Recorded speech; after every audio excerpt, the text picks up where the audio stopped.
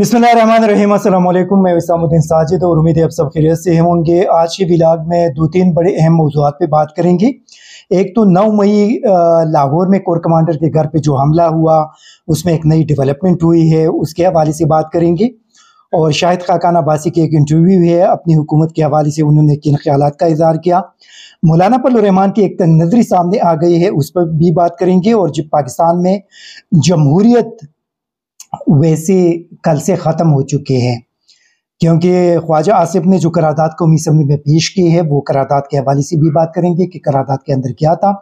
और एक जमहूरी हुकूमत और उसमें शामिल 13 जमातों के लिए क्या इस किस्म की करारदाद कौमी असम्बली में पेश करनी चाहिए थे, क्योंकि बिल्कुल जमहूरियत के ख़िलाफ़ एक कदम उन्होंने उठाया है। इन सारे मौज़ूआत पे बात करेंगे, लेकिन सबसे पहले आते हैं 9 मई के जो अफसोसनाक वाक़यात हुए थे, जिसकी पूरी मुल्क के अंदर हम सब ने मज़म्मत की थी और आज भी लोग उसकी मज़म्मत कर रहे हैं।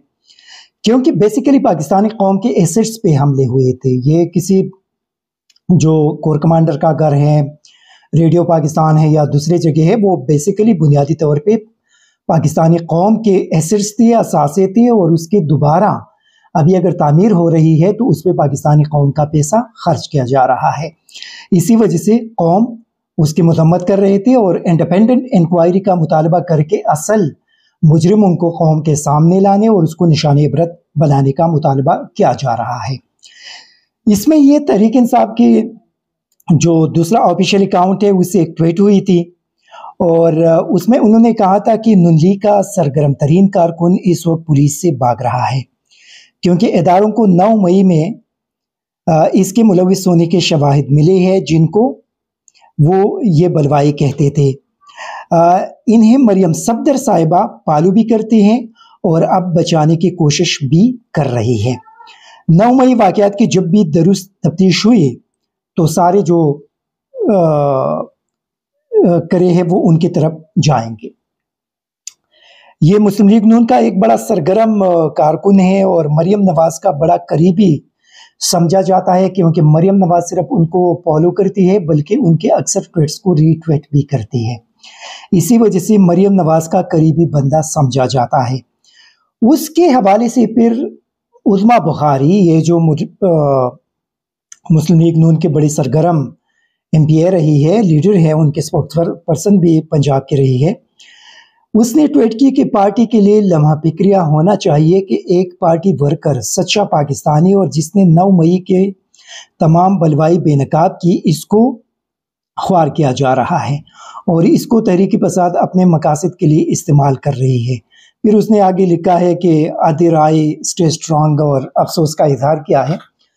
लेकिन सवाल ये है, मैं इस बंदे का ट्विटर देख रहा था तो उसने भी वहाँ पे उसके तरदीद कर रहे थे कि मेरा नाम किसी खातून पुलिस ऑफिसर ने उन कोर कमांडर के घर पे हमला करने वालों में शामिल कर दिया है। सवाल ये है कि पंजाब पुलिस तो ये काम नहीं कर सकते। ऑलरेडी पूरी कौम को पता है कि इस वक्त पंजाब पुलिस किस लाइन पे चल रही है और उनका टारगेट कौन है। तो पंजाब पुलिस के तरफ से ये कहना कि उन्होंने किसी एक बेगुनाह बंदे को उसके अंदर शामिल किया, ये बड़ा एक अजीब, मुझे तो ज़ाती तौर पे बड़ा अजीब लग रहा है।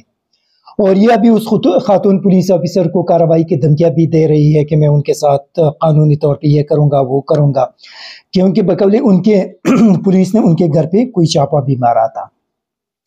लेकिन सवाल ये है कि ये सिर्फ एक ही बंदा के हवाले से कुछ तफसीलात सामने आ गए हैं। अगर ये इंडिपेंडेंट इंक्वायरी हो जाए तो फिर सवाल ये है कि वहाँ पे जो लोग गए थे कौन थे, और शायद उसमें काफ़ी सारे ऐसे कि अभी अगर कोई पुलिस ऑफिसर इस बंदे के लिए ट्रांसफ़र किया जाता है, उनके ख़िलाफ़ कार्रवाई की जाती है, ये जो इनका रिकॉर्ड है अगर इसको ख़त्म किया जाता है, और ये कर भी सकते हैं क्योंकि पुलिस ऑलरेडी इनके अपना एक प्रोविंशियल गवर्नमेंट है, बराए नाम निगरान है, मरकज़ में इनकी हुकूमत है, वफाकी वज़ीर दाखिला इनका है, तो इनका सारे रिकॉर्ड और सारी चीज़ें ख़त्म कर सकते हैं। लेकिन सवाल ये है कि अगर ये बंदा परस करे, अगर ये शामिल था तो क्या ये वहाँ पे अकेले गया हुआ था? इनके पास तो काफ़ी सारे लोग एक टीम के शक्ल में वहाँ पे गए होंगे। तो इसी वजह से इसके इंडिपेंडेंट और जुडिशल इंक्वायरी बहुत ज़्यादा ज़रूरी है। देखिए, اعتزاز احسان، لطیف کوسا جیسے مائناز قانوندانوں نے بھی اس پہ سوالات اٹھائے ہیں، اور اس کے اگر انڈیپینڈنٹ جوڈیشل انکوائری نہیں کریں گے حکومت تو یہ سوالات اسی طرح رہیں گے اور لوگ اسی طرح کے سوالات اٹھاتے رہیں گے ہمیشہ۔ ابھی اس بندے کے سامنے آنے کے بعد میرے خیال میں یہ جو انڈیپینڈنٹ جوڈیشل انکوائری ہے یہ بہت زیادہ ضروری ہے۔ دیکھیں ان کو اگر پولیس کے ذریعے کلین چٹ بھی دیا جائے گا اور دیا جا بھی سکتا ہے، یہ اگر جوڈیشل کمیشن ہوگی اور ان سارے لوگوں کو اگر وہاں پہ بلایا جائے گا تو پھر یہ ساری چیزیں کلیئر ہو سکتی ہیں۔ جس پولیس آفیسر نے یہ ساری کارروائی کی تھی ان کو بھی اگر بلایا جائے تو وہ بھی وہاں پہ جوڈیشل کمیشن کے سامنے بتائیں گے کہ اس لڑکے کا، اس بندے کا جو بھی ہے اکیلا تھا، ان کے ساتھ کچھ اور بھی لوگ تھے، حقیقت کیا ہے، وہ ساری تفصیلات پھر پولیس والے جوڈیشل کمیشن کے سامنے رکھیں گے اور بتائیں گے۔ یہ اس صورتحال کے بعد ابھی میرے خیال میں اگرچہ وہ ٹویٹ تو ڈیلیٹ کر دی گئی ہے لیکن اس نے سوالات اٹھا دیے ہیں اور یہ سوالات ابھی رہیں گے، اور یہ ابھی بہت زیادہ ضروری ہو چکا ہے کہ اس کے لیے ایک جوڈیشل کمیشن بنایا جائے۔ دیکھیں جوڈیشل کمیشن بنانا اسی وجہ سے ضروری ہے کہ اصل جو مجرم ہے وہ قوم کے سامنے آ سکے اور وہ نشان عبرت بن سکے، اور اگر جوڈیشل کمیشن نہیں بنے گا اور یہ کارروائیاں اسی طرح چلتی رہیں گے تو پھر لوگ اس پہ سوالات اٹھائیں گے، اور میرے خیال میں آرمی چیف صاحب کو اس پہ ایکشن بھی لینا چاہیے، رول بھی پلے کرنا چاہیے اور حکومت کو پریشرائز کرنا چاہیے کہ اس پہ وہ جوڈیشل کمیشن بنائے، کیونکہ جو اصل مجرم ہے اس کا سامنے آنا آرمی چیف صاحب کے لیے بھی بہت زیادہ ضروری ہے، کیونکہ جو اصل مجرم ہے اگر وہ سامنے آ جائے تو وہ نشان عبرت بن جائیں گے۔ اس میں اگر کہیں سے کچھ اور لوگ شامل ہیں تو وہ بھی ان کے سامنے آ جائیں گے کہ اصل میں کیا سانحہ ہوا، اس کے پیچھے کون تھے، اور اصل جو مجرم ہے وہ کون تھے، اور اس کے پیچھے کیا کچھ سیاسی مقاصد بھی شامل تھے یا نہیں تھے۔ اسی وجہ سے یہ بہت زیادہ ضروری ہو چکا ہے، اور یہ بندہ یہ مریم نواز کا بالکل رائٹ ہینڈ سمجھا جاتا ہے، اور مبینہ طور پہ یہ تو ابھی اللہ بہتر جانتا ہے، مریم نواز کو اس کا علم ہوگا کہ کتنا قریب ہے یہ بندہ ان کا، لیکن سوشل میڈیا پہ اگر آپ دیکھ لیں تو مریم نواز اکثر ان کی ٹویٹس کو ری ٹویٹ کرتی رہی، اور یہ جو تحریک انصاف نے جو ٹویٹ ڈیلیٹ کی اس کے آخر میں اس نے یہ بھی دعویٰ کیا تھا کہ مریم نواز اس بندے کو بچانے کی کوشش کر رہی ہے۔ تو میرے خیال میں جوڈیشل کمیشن اسی وجہ سے ضروری ہے۔ اگر یہ پرس کرے اگر یہ بندہ شامل تھا تو یہ پھر اکیلا نہیں ہوگا، اس کے ساتھ ایک پورا ٹیم پھر وہاں پہ جا چکا ہوگا، اور یہ بڑے ایک خوفناک قسم کے انکشافات اس کے اندر سامنے آ سکتے ہیں۔ پھر یہاں پہ آپ آ جائے، کل جو ایک افسوسناک قسم کا کام خواجہ آصف نے کیا ہے، ایک قرارداد انہوں نے قومی اسمبلی میں پیش کی، اور اس قرارداد کے اندر یہ انہوں نے پڑھ کے سنایا کہ اس ایوان کی رائے ہے کہ ایک سیاسی جماعت اور اس کے چیئرمین نے 9 مئی 2023 کو آئین و قانون کے دجیہ بکھیرتے ہوئی ملکی سلامتی کے حامل اداروں کے خلاف کارروائیوں میں تمام حدود و قیود کو عبور کرتے ہوئے فوجی تنصیبات پر حملے کیے، اور اس کے جماعت اور اس کے سربراہ کے اقدامات سے ملک، ریاست اور ریاستی اداروں کو ناقابل تلافی نقصان پہنچا۔ پھر آگے وہ اس نے اور کافی چیزیں اس کے اندر پڑے ہیں۔ یہ ایوان قرار دیتا ہے کہ شرپسند اور مجرم عناصر کے خلاف کارروائی کے دوران کسی قسم کی انسانی حقوق کے خلاف ورزی نہیں کی گئی، اور اس حوالے سے ایک سیاسی جماعت کے الزامات پروپیگنڈا، لغو، جھوٹ اور بہتان بازی پر مبنی ہے۔ یہ جو جتنے سوشل میڈیا پہ سینکڑوں ویڈیو موجود ہے وہ کیا ہے، وہ ہیومن رائٹس وائلیشن نہیں ہے، اس کو آپ کیا کہیں گے؟ اور پھر آخر میں کہتے ہیں کہ چونکہ پوری دنیا میں فوجی تنصیبات پر جب بھی حملے ہوتے ہیں تو وہاں کے فوج اس کے خلاف کارروائی کرتی ہے، اور پاکستان میں بھی ان لوگوں کے خلاف آرمی ایکٹ 1952 کے تحت بلا تاخیر کارروائی مکمل کر کے سزا دلوائی جائے۔ دیکھیے ایک سیاسی جماعت کے لیے فوجی عدالتوں کی حمایت کسی بھی جمہوری ملک کے اندر آپ یہ مثال پیش نہیں کر سکتے۔ جو اصل جمہوری ممالک ہیں، جو برائے نام جمہوری ممالک ہیں، ان کی میں بات نہیں کر رہا، لیکن پی ڈی ایم کی کل انا للہ و انا الیہ راجعون ان کی جمہوریت کل ختم ہو گئی ہے۔ جب آپ نے فوجی عدالتوں کی حمایت کی تو اس کا مقصد یہ ہے کہ آپ کی جو جمہوریت ہے یا جمہوریت پسندی ہے وہ ختم ہو چکی ہے۔ اسی وجہ سے خواجہ آصف نے جو کچھ بھی کیا، باہر کے سیاسی لیڈر ہے کر سکتے ہیں، ان کی اپنی مرضی ہے، لیکن جمہوری ملک کے اندر یہ چیزیں دنیا کے اندر کہیں بھی نہیں ہو سکتی۔ اور یہ پی ڈی ایم کے جو اصل چہرہ ہے جمہوریت کا، پیپلز پارٹی کا، Muslim League J U I N P کا، وہ کل ایکسپوز ہوا قوم کے سامنے۔ اور میرے خیال میں ان کی جمہوریت برائے نام تھی، ان کا صرف ایک ٹارگٹ ہے عمران خان۔ آپ دیکھیں 9 مئی کے واقعات کے حوالے سے اسی وجہ سے شکوک و شبہات اٹھتے ہیں کہ اس کا سب سے زیادہ پی ڈی ایم کی جماعتوں کو فائدہ ہوا، اور پی ڈی ایم کی جماعتیں ابھی اس کو کیش کر رہے ہیں۔ اس کے بعد پنجاب کے اندر Imran Khan clean sweep election کے اندر کرنے والے تھے، اور پنجاب کے اندر پولیس کے ذریعے اور باقی اداروں کے ذریعے جو کریک ڈاؤن کیا گیا، تحریک انصاف کی وہاں پہ نہ صرف ووٹر کو پریشرائز کیا گیا بلکہ ان کی سیاست کو ختم کرنے کی کوشش کی جا رہی ہے۔ اسی وجہ سے 9 مئی کا جو واقعہ ہے اس کے انڈیپینڈنٹ انکوائری اسی وجہ سے ضروری ہے کہ اس کا سب سے زیادہ فائدہ پی ڈی ایم کے مسلم لیگ نون کو پہنچ چکا ہے، اور مسلم لیگ اور اس کے بعد جو اقدامات کی گئی، جس طریقے سے تحریک انصاف کو توڑا گیا، اس کی وجہ سے بہت زیادہ شکوک و شبہات پیدا ہو گئے ہیں۔ جب تک اس کی انڈیپینڈنٹ انکوائری نہیں ہوگی، ان چیزوں کو تاریخ کے اندر ہمیشہ شکوک و شبہات کے نظر سے دیکھا جائے گا۔ ابھی یہ ایک اور جو ڈیولپمنٹ ہے، کامران شاہد نے ایک ٹویٹ کی اور اس پہ عمران خان نے پھر جواب دیا، اور دی نیوز نے جے آئی ٹی کے رپورٹ کے حوالے سے ایک سٹوری کی۔ اس میں بنیادی سوال یہ ہے کہ جے آئی ٹی کی رپورٹ دی نیوز کو اور کامران شاہد وغیرہ لوگوں کو کس نے لکھ کر دی؟ دیکھیں یہ بنیادی سوال ہے، کیا حکومت نے آفیشیلی اس کو پبلک کر دیا؟ اگر نہیں کیا تو ان لوگوں کو یہ رپورٹ کس نے دی ہے، اور ابھی تک ان لوگوں کے خلاف کیا کارروائی ہوئی؟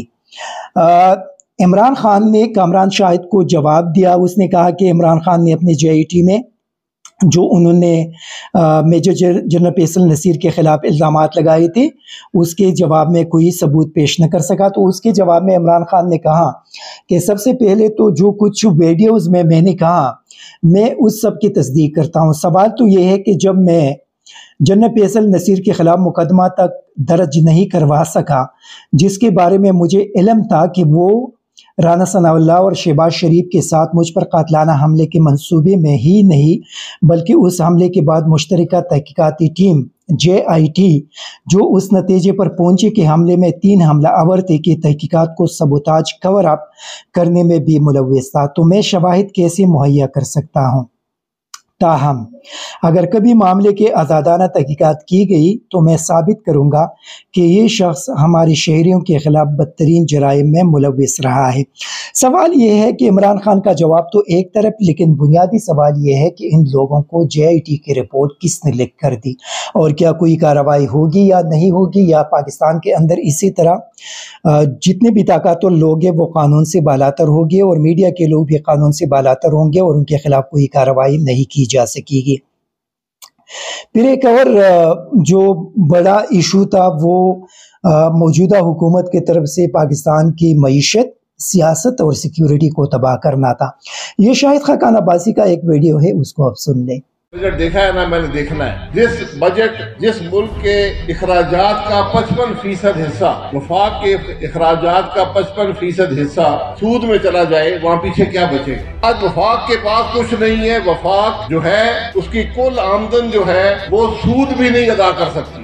آج سود کا ایک حصہ بھی اضافی قرضہ لے کر ہم ادا کر رہے ہیں، اور اگلے سال یہ سود مزید بڑھ جائے گا کیونکہ ہم نے مزید قرضہ لے لیا۔ یہ ہمیں نظر آ رہا ہے کہ اب ہم اس سفر کے آخر میں پہنچ گئے، آگے سڑک نہیں ہے، آگے جانے کا راستہ نہیں ہے۔ اور مجھے سب سے بڑا شکوہ اس بات کا ہے کہ ہم میں سے کسی کو تکلیف نہیں ہے۔ مجھے وہ سوچ و فکر نظر نہیں آتی آج کے نظام کے اندر، چاہے وہ اس ملک کا سیاسی نظام ہو، سیاسی لیڈرشپ ہو، چاہے وہ عسکری لیڈرشپ ہو، چاہے وہ جوڈیشل لیڈرشپ ہو، چاہے وہ بزنس لیڈرشپ ہو، کہ ہمارا ملک کہاں پر کھڑا ہے وہ فکر کسی کو نہیں ہے۔ اگر ہم نے نظام کو نہ بدلا، ملک کے حالات درست نہیں ہوں گے۔ شاہد خاقان عباسی مسلم لیگ کا بڑا اہم رہنما ہے اور ان سے اب سن رہے تھے کہ اس حکومت کی اصلیت کیا ہے اور حقیقت کیا ہے۔ دیکھیں، اس حکومت نے پاکستانی قوم کو تباہ کر دیا۔ پچھلے 1 سال میں جس طریقے سے اس ملک کی معیشت کو تباہ کیا، سیاست کو تباہ کیا اور سیکیورٹی کو تباہ کر دیا، ان 13 جماعتوں نے پاکستانی قوم کا جو حشر بنا دیا، جہاں پر پہنچا دیا، میرے خیال میں یہ پاکستان کی تاریخ میں آپ نے کبھی دیکھا بھی نہیں ہوگا۔ لیکن بدقسمتی یہ ہے کہ اس وقت بس جو کچھ بھی ہے یہ طاقت میں ہے، اور جس کے پاس بندوق ہے بس ان کے خلاف کچھ بھی نہیں کیا جا سکتا۔ فضل الرحمان کی ایک ویڈیو سامنے آ گئی ہے۔ ریسنٹلی آپ لوگوں نے دیکھا ہوگا کہ مشتاق احمد خان، سینیٹر مشتاق احمد خان جماعت اسلامی کے امریکہ گئے تھے۔ ڈاکٹر عافیہ صدیقی سے ان کی ملاقات ہوئی اور یہ پہلا پاکستانی تھا 20 سال میں کہ ان سے ان کی ملاقات ہو گئی، اور اس پہ فضل الرحمان کے حوالے سے لوگ کہتے تھے کہ یہ بڑا تنگ نظر ہے، لیکن میں نہیں مان رہا تھا۔ لیکن اس ویڈیو کے بعد ان لوگوں کی جو بات تھی وہ بالکل درست نکلی۔ اس کو آپ بھی دیکھ لیں۔ ڈاکٹر عافیہ صدیقی کی رہائی کا مطالبہ کریے، اس سارے اس میں آپ کا کردار کیا ہوگا؟ آپ کی جماعت کا کیا کردار ہوگا؟ ان کا ساتھ دیں گے؟ مجھے تو پتہ نہیں ان کی کاوش کہاں ہے، مجھے تو نہیں نظر آ رہا کوئی ہے۔ سینیٹر مشتاق گئے بھی تھے؟ ہاں گئے تھے، سینیٹر طلحہ صاحب بھی گئے تھے، ملاقات بھی ہوئی تھی، ان کی تصویریں بھی وہ لائے تھے، میں بھی ان کے گھر گیا ہوں، ہم نے بھی بڑے ٹھیک ٹھاک ان کے ساتھ یکجہتی کا اظہار کیا تھا۔ یہ فضل الرحمان کا ویڈیو کلپ ہے۔ آپ اندازہ لگا سکتے ہیں کہ یہ بندہ کتنا تنگ نظر ہے۔ یہ ابھی پاکستانی عوام یہ فیصلہ کرے کہ اگر اس بندے کو آپ پارلیمان میں بیچتے ہیں، ان کو لوگوں کو بیچتے ہیں، تو کیا اس قسم کی تنگ نظر لوگوں کو پارلیمان میں بھیجنا چاہیے؟ یہ ایک جنرل سوال ہے۔ آخر میں پرویز الہی کے ساتھ بہت بڑا ظلم جیل کے اندر کیا جا رہا ہے بقول ان کے، اور میرے خیال میں بزرگ ہے، سابق وزیر اعلیٰ ہے، اور جو لوگ گرفتار ہوئے ہیں ان کے ساتھ جیلوں کے اندر جو مظالم کا سلسلہ چل رہا ہے اس کو فوری طور پہ ختم کر دیا جائے۔ Thank you very much. ISTV Pakistan کو سبسکرائب کریں اور بیل آئیکن کو دبائیں مزید ویڈیو اور اپڈیٹس کے لیے۔